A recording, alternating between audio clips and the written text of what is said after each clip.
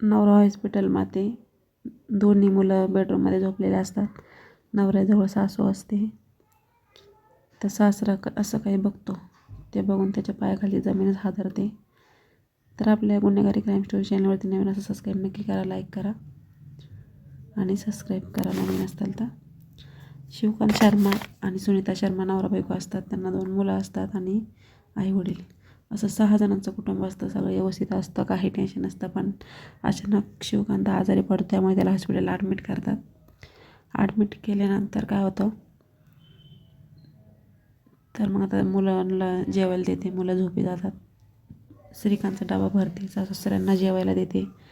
त्यानंतर मग आता सासू-सासरे जातात दवाखान्यात डबा घेऊन जातात. तर सासू थांबते तिथंच, सासरा घरी येतो आणि सगळे झोपतात. एकदम सामसूम रात्रीचे 12 वाजतात. तरीही सुनीता ही देवीची पूजा करते. त्यानंतर बेडरूममध्ये येते.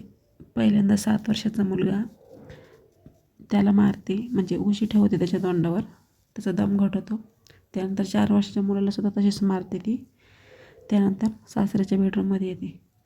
तिथे सासऱ्याला मारण्याचा प्रयत्न करते, पण सासरा अचानक जागा होतो आणि बाहेर पळतो रूमच्या. पळाल्यानंतर तो आरडाओरडा करतो. गावकरी लोक जमा होतात, आसपासचे मोहल्चे जमा झाल्यानंतर मग ते पोलिसांना कॉल करतात. पोलिस येतात, चौकशी होते.